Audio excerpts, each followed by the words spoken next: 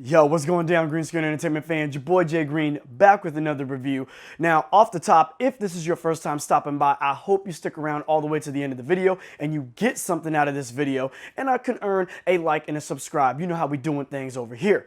For those of you who are already subscribed, yo, thank you for your patronage and your support. It means a hell of a lot to your homie right now. Now, this is installment number 2 of my Joel Schumacher miniseries. I'm doing 3 films. I did 8mm last week, and if you missed it, you can find that review, boom, right up here.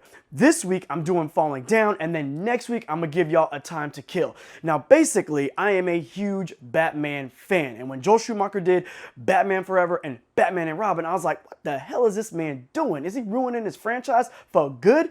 So when I see those films, and then now I go back and revisit A Time to Kill, Falling Down, and 8mm, I'm like, dang, was Joel Schumacher really as bad of a director as maybe most of us thought he was, based on both those Batman films? And that's why I wanted to revisit these films, because way back in the day when I first seen them, I was a mere young Padawan who had not even popped his first lightsaber. And I wanted to see if these films held up to today's standards, said something a little bit more than I was able to catch at the time, and are actually a showing that Joel Schumacher knows how to direct movies and should not be judged on 2 Batman films alone.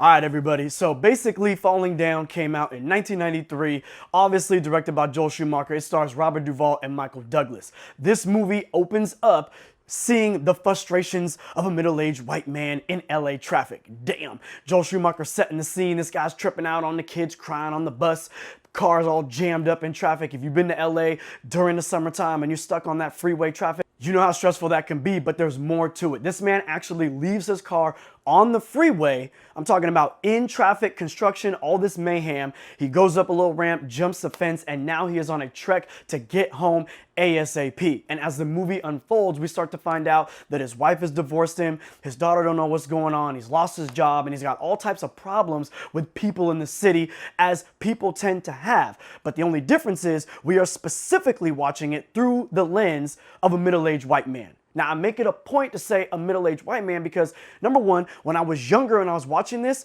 it seemed like a bit of a dramedy. He's lashing out at people for the price of a can of Coke, and that's kind of funny because we can all relate to that. Like, damn, gas prices are going up. Cost of living is going up. These are things that we all talk about. But of course, when we talk about these things, we talk about them from our own perspectives. But we know in this country, there's a thing called privilege. It's white privilege. And sometimes when certain things happen to white people, and white middle-aged men in particular, or older white men, they feel a very particular type of way about it. And the way his character is going about his day, ranting and raving about all these different things, it is from that perspective of privilege. So when I'm watching it now as a 36-year-old individual who's seen some things, I'm looking at it with like a whole new perspective, and I gotta give Joel Schumacher, Michael Douglas, Robert Duvall, and everybody involved in this movie credit for being able to put some of these things through to the audience very, very well. Some things maybe came off as a little too on the nose, and some things didn't really work at all, and we're about to get into all of that right now. All right, so we're gonna go down the line like this. I'm gonna start out with what did work for me in this film. So as I said before,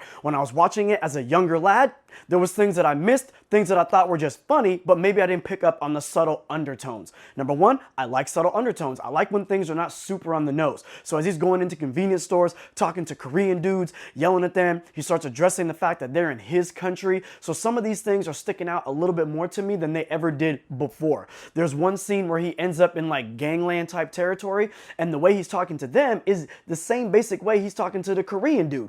Even though it's their territory, as in their street, their block and whatnot, he still feels like it's his land and he ain't even from that neighborhood. So you see the privilege kind of draped throughout the film. There's even a scene where there's a black guy protesting outside of a business, or a bank rather, talking about how he didn't get a loan. He wasn't economically viable.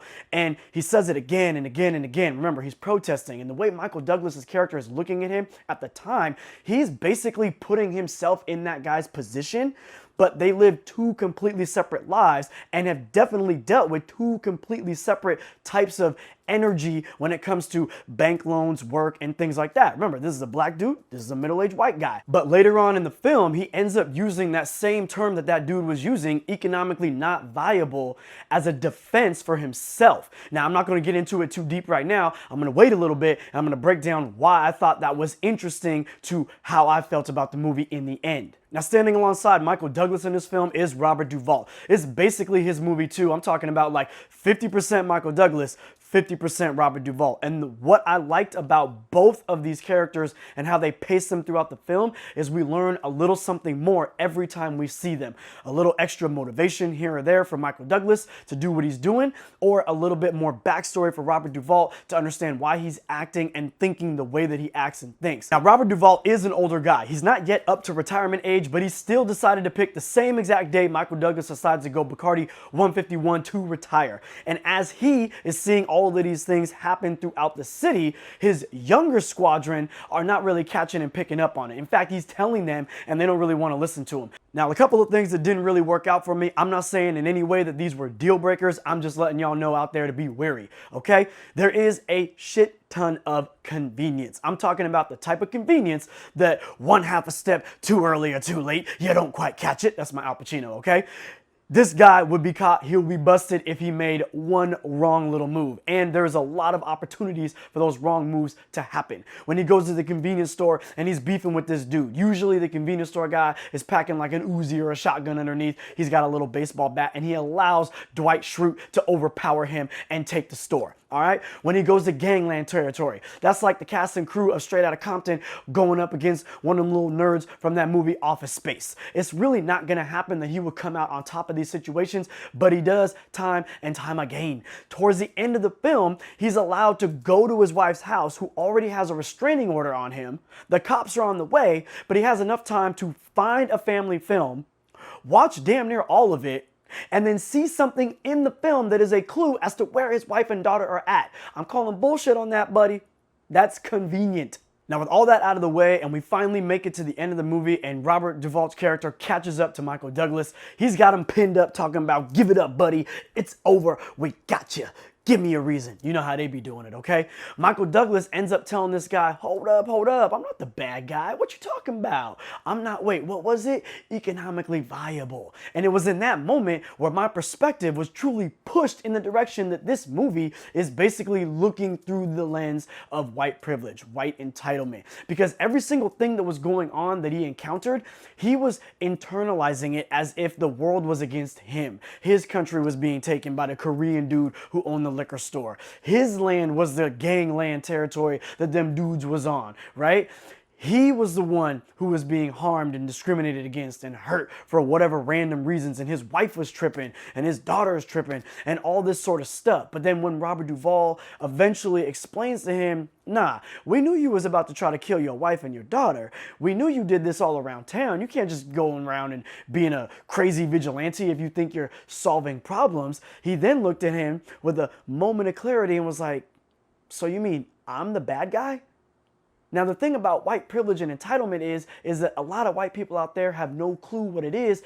Either A, they choose not to know what it is, or B, no one has ever told them what it was because they live their lives with it. And he is someone living his life with it, thinking that he could just go around and do all of these things. Now, maybe I personally am missing the mark on the message, but that's how I perceive everything based on things that are sprinkled throughout the film, things that he says, things that Robert Duvall's character is dealing with, and then the way that Joel Schumacher and team portray the LA area that he's going through. So all in all, after all these years, do I think that this movie holds up? Yes, I do. I think that some of these things work, some of these things might not work, but this movie does open up an interesting conversation if you're willing to actually pay attention. It's more than just a dramedy / action movie / this crazy dude just starts tripping out one day, Arthur Fleck style, and murdering people, right? That's what the trailers would have you believe. But if you actually sit down and watch it and really think a little bit outside the box, it can be definitely a commentary on society society and people's perspectives and thought processes, which I think is interesting. Again, some of these things I might have missed the mark. I might completely misunderstand what this movie was trying to say, but that's what I get out of it. So if you're someone who likes a movie that is a little bit vague, kind of ambiguous, but you can still get a lot of something out of it and maybe see a different way that people might think, if you're interested in that type of thing, then this movie is going to be for you. In the end of the day, if you're someone who doesn't want that, you kind of want things that are definitely right on the nose or super simple, you don't have to think that deeply about them, or maybe you don't even like movies that address race in any type of way, this probably won't be the movie for you. Now remember, people, the question that I posed last week for this Joel Schumacher miniseries was, is he as bad of a director as we might have thought he was based on both those Batman films? And so far, from 8mm to Falling Down, I'm going to say no. I think he's a competent and even a good director, given the fact that in Falling Down and in 8mm, he can tell a cohesive story. It's got good ups and downs, nice pacing, and a great climax that makes you think just a little bit and feel a little something after the film has been finished. And I think that anytime you can do that and make us think a little bit about the characters and what's going to happen to the other characters that remain, you did your damn job. So I'm going to say big ups to Joel Schumacher on Falling Down, being able to put a little social commentary, a little bit of race, and some perspective that obviously I'm not used to seeing on the big screen. So I do think that this movie is worth a watch. Check it out. See what you get out of it. All right. I own this movie on DVD, but I'm pretty sure you can find it on Amazon, maybe even Netflix. Okay. Well, you look at that, you done made it to the end of the video. You are so good. I'm so proud of how loyal you are. Now, if I did keep you here to the end of the video, I kept you entertained, I gave you some insight to what this movie is all about, maybe a new perspective to see it from the next time you check it out, or if you've never seen it, go check it out and tell me what you think. Hook me up with a like and a subscribe. It would be much appreciated. It helps out my channel. Next week, I'm going to be back with my A Time to Kill review. Sam Jackson talking about, yes, they deserve to die, and I hope they burn in hell. I can't wait to give it to you. I got a lot to say about that one, so get ready. Other than that, you homie, I'm out.